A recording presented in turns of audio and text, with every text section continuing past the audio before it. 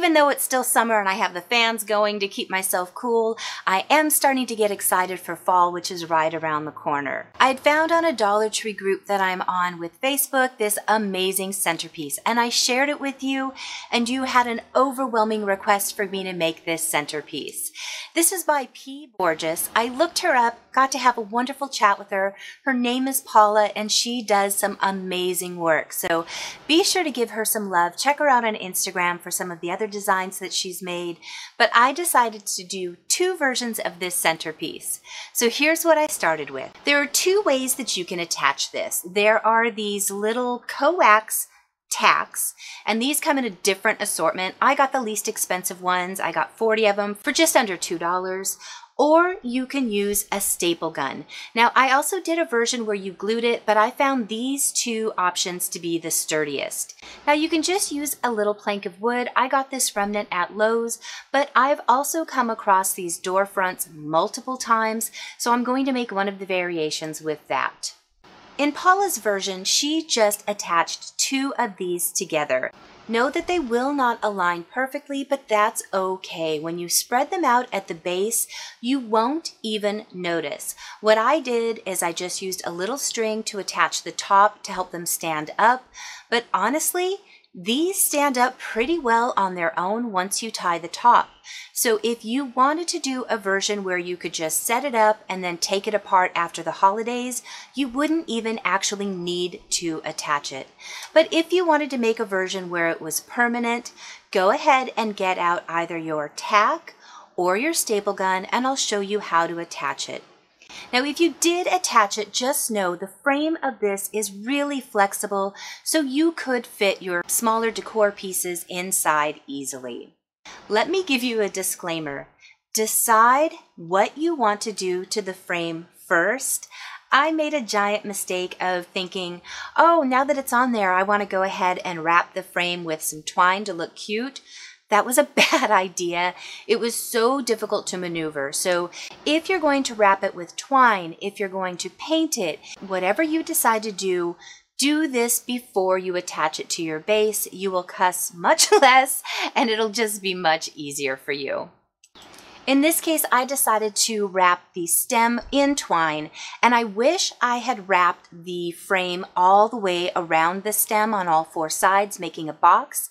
And that way, when I wrapped the twine around, I wouldn't have gotten to this awkward part at the top where the frame was showing. I ended up having to creatively glue more twine along the top. So if you choose to go for this look, go ahead and wrap the twine around the frame at the top so that you don't get this awkward opening. The first method I'm going to show you is using the staple gun. This honestly is the easiest way to go, but if you don't have a staple gun, I'm going to show you a couple of other options. Once you position the frames in place, and you can do two-sided, or you can just do a one-sided if you're putting this up on a shelf or on a table that's up against a wall. All you have to do is attach the staples to the base in a couple of different places. I recommend doing 4 to 5 of these in different directions. By doing 2 to 3 that are running vertical, and by doing 2 horizontally along the frame where it bends up to make the pumpkin shape, you're going to get a lot of stability. What this also does, if you want to loosely attach the second pumpkin to the top with just a little string, you can actually use it as a hatch. So this side will stay down stationary, and this one can be like a lid so that it's easy for you to fill it up with whatever decor that you want. If this is going to be a permanent thing and you're going to be gluing down your decor pieces, then go ahead and staple the back side. You won't need as much stability in that one. Just get the staple gun in and attach it down once you're happy with where it is. The second method is using that coax staple, and we're going to be putting them pretty much in the same places. The difference is that you'll be holding this, and if you're not sure about how to hold this, go ahead and use a pair of pliers. You might need a second set of hands just to prop the pumpkin up as you're getting this in position, but you'll just hammer that down. Once you get the first one in, you'll be able to see where it's moving and where you'll need to apply those other staples. I only needed 2 for mine to stand up firmly, and if you're finding that it's still wiggling, just put a small piece of matchstick or a toothpick under the base where it's rounded and it will not budge. So for my bases, I'm using a drawer front that I got from Lowe's when they were getting rid of their samples, and just a piece of scrap wood that I also got from Lowe's. If you don't know, when Lowe's cuts wood, if the customer does not want the balance or the remnants, they put it in a pile, and those are free to take. I love going in at the end of a day to see what scraps there are. I have been blown away by pieces that I've gotten before, so check that out. I always ask an associate first, and I get their name, so when I check out at the register, I can say, hey, I asked so-and-so, this was a remnant, they said I could take it, just to make sure. But so far, I have gotten amazing pieces of wood and pegboard by people cutting it down and not needing the scrap. So check out Lowe's, check out Home Depot. Lowe's is the better source for me, but check your area to see what they might have. So I'm going to go ahead and stain my little piece of pine so that it looks a little bit more farmhouse, but you could paint this or cover it or just leave it raw. The third method for attaching the frame is glue. Now for this method, I would recommend having some toothpicks or cut off the head of a matchstick and use the base of that. But what I did is I applied a generous amount of hot glue, and then I sandwiched the little pieces of toothpick around it so it had a base to anchor itself in. If you're planning on making this centerpiece as a gift or an item that you want to bring out year after year, I would not recommend the glue. Glue, especially hot glue, does not adhere well to these vinyl style cabinets or to any type of treated wood. After a while, it pulls off.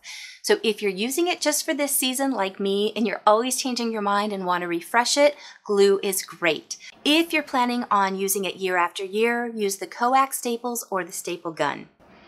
Whichever method you choose, once you get the frame attached to your base, it is time to decorate, and this is by far the most enjoyable part. I went ahead and followed Paula's first idea because I really loved how beautiful that was. It was definitely my inspiration to go back, get these frames, and get started. So I added the farmhouse buffalo check bow, but you guys, if you don't like farmhouse, there's so many variations that you could make for this to fit your decor. I already had all of these floral picks from previous things that I had done, so all I had to buy were the 2 frames. This is amazing that I had all of this stuff lying around. So the cost of this is definitely going to depend on what you already have on hand or what supplies you're going to need to buy. So I went in with the largest item first, and I just keep stepping back and adding things as I see fit. I was trying to copy hers, but since I didn't have the exact same floral picks, the inside was just kind of a subjective match. But I was able to match the top with the lamb's ear and the buffalo check bow. So just keep adding and pulling away. Eventually you're going to get to a spot on this where you're really happy with it. At that point, if you're wanting to keep it permanent, glue down these pieces. I am just resting them all in because I know I'm going to change my mind and I'm going to be taking it apart and using it someplace else for a different craft. So here's the first one completed. It's not a perfect match of Paula's, but I'm very happy with it. It's the overall aesthetic of those light colors with the soft greens that really make this beautiful to me. The funny thing on this particular one is as soon as I finished it and took pictures of it, I had to destroy it because I only had enough pics to do 1 centerpiece. So I might go back and get some more, but I have to decide which one I like the most. So let me know in the comments which one you like better. It'll help me decide. The second version is with that stained piece of wood, and I did use some jute ribbon around the top just to make that little stem pop out some more. On this one, I chose to go with a more simple look because my base was smaller. In my Dollar Tree haul, I had gotten this little garland with these little berries on it. I cut them down with 4 berries on each stem, and what I was going to do is just gently coil them around my finger, and then as you pull it and lengthen it, it just gives it a pretty shape. If you want a tighter coil, just twist it afterwards and smush it together. It just gives these little wires some nice shape. I bundled a few together and added it at the base of my stem just to make it look more pumpkin-esque. I kind of liked the look of this. I thought it was really pretty. Then with the remaining pieces that I'd cut apart, I just scattered them inside of the lamb's ear around this single pumpkin. If I choose this one as my centerpiece for the holiday, I'll probably add a little decal or sticker on the front of the pumpkin, but for right now, I'm still deciding. So I keep stepping back to look just to see what else it might need, and I'm leaving a little space along the front because I think I want to put a word there. I don't know if I want it to say thankful. For right now, I just use these little Scrabble pieces that say fall, but this was a really simple one and I really like this look. So check out Paula Borges. She was again the one who came up with this original design, and I think hers was absolutely beautiful. She used the same thing and made it a Christmas design as well, so super creative. Paula, thank you so much for letting me do a video on your centerpiece. I appreciate you letting me share your information, so check out Paula's Instagram and see some of the other designs that she had, and leave her a quick note saying thanks for sharing. If you Google the Dollar Tree pumpkin frame as a centerpiece, you'll see some other fun ideas, so check those out. But here are the two that I made, and I do like the way they looked. I just can't decide, so let me know. Do you like option 1? That's the larger, light farmhouse style, or do you like the second one that has the dark base that's smaller and a little bit simpler? Now, I chose to only use one frame on each of mine because I'm going to be doing this on my coffee bar, so the back side is just exposed. But if you want to add the second one, it would not be hard. There is plenty of room. I think this one will fit on my coffee bar better just because it's smaller and simpler, but I'm really torn. I like them both, so I might end up putting one on my coffee bar and using the other one in my living room on the large credenza I have. So let me know in the comments below. As I mentioned at the beginning, I know it's still summer and I plan on enjoying every single warm day that's coming, but I do always look forward to the fall season and decorating, and then I really enjoy the holidays that follow after. So I promise I won't do any more fall videos until at least Labor Day, but you guys had asked for this one and I wanted to get it out while those forms were still available at the Dollar Tree. Now, really quick, I'm asking for your help. This is on a personal note. This has nothing to do with the actual video.